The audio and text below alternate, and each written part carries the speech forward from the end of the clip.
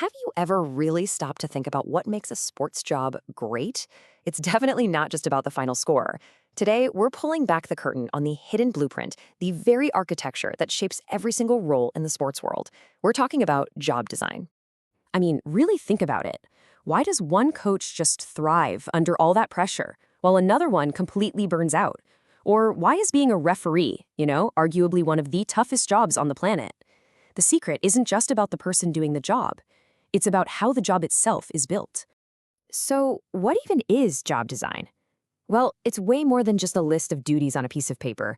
It's basically the science of how you structure a role to get the best performance and, just as importantly, make people feel good about their work. And in sports, this whole idea really comes down to two very different philosophies. Okay, so on one side, you've got the top-down approach. Think of this as the architect's plan, where the organization draws up the perfect blueprint for the job. And on the other side, the bottom-up approach, or the player's craft, where the employees themselves get to shape and mold their own roles. Let's dig into the architect's plan first. This is the classic way of doing things, right? The organization carefully, meticulously designs every part of the job. The big idea here is that if you create the right structure, you'll create the right mindset, and boom, you get the results you're looking for. And this isn't some newfangled idea. Way back in 1976, researchers Hackman and Oldham basically proved that the structure of a job has a direct line to an employee's head. Put simply, a well-designed job makes for a happier, more motivated person. All right, let's make this real. We're going to use a football referee as our running example. When a sports organization uses that top-down approach, they're designing the ref's job by looking at four key things. First up, the actual tasks. Now, look at how each of these is intentionally designed to give the job meaning. The significance is huge. A ref's call can literally decide a championship. They have task identity, they see the whole game through from start to finish, and they have autonomy to make those massive calls. It's all part of that architect's grand plan. And then there's the mental side of things. This job is designed to be complex. It demands insane problem-solving skills under pressure and a whole mix of skills, from reading the game to reading people. But what happens when the employee wants to grab the pen and change that blueprint themselves? Well, that brings us to the other side of the coin, the bottom-up approach. This is where the individual employee grabs the reins. We call this job crafting. Job crafting is all about being proactive. It means you don't just do the job you were handed, you actively reshape it, tweak it, and mold it so it fits your unique skills, your passions, and what you find meaningful. It's really about owning your work experience.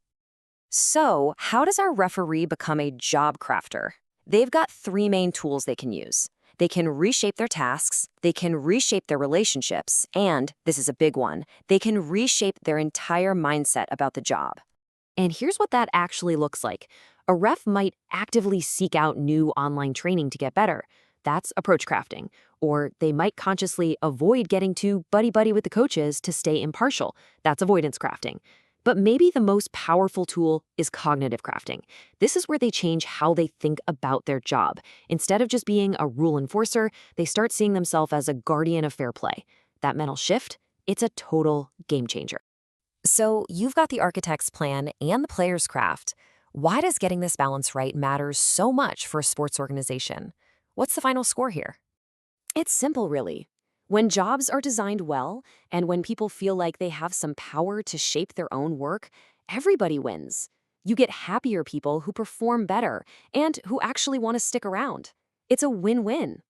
This model from the research kind of puts it all together beautifully. You can see how job design, the sports industry, and all the people, both paid staff and volunteers, all connect. But here's the thing. There's a catch. The research on this stuff is, well, it's pretty one-sided.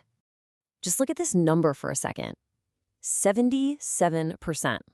That's right, a whopping 77% of all the research into job design in sports has focused only on that top-down architect approach. This whole idea of job crafting, where employees take the lead, it's a massive blind spot. So where do we go from here? All right, so what's the next play? If we want the full picture of how work gets done in sports, where does the research need to focus next? Well, the study points out some pretty big gaps. We need to know more about the differences between paid staff and volunteers, and between community sports and the elite pro levels. But the biggest question mark of all is understanding how that huge army of sports volunteers are crafting their own jobs. The researchers couldn't be clearer. Figuring out how volunteers shape their own roles is the next frontier. I mean, these are the people who are the absolute lifeblood of community sports, and we really need to understand what makes their work meaningful enough to keep them coming back. And that kind of brings it all back to you, doesn't it? Whether you're a coach, an athlete, a fan, or you work in a totally different world. Think about your own job. Are you just following the architect's blueprint, or are you actively crafting your own game plan?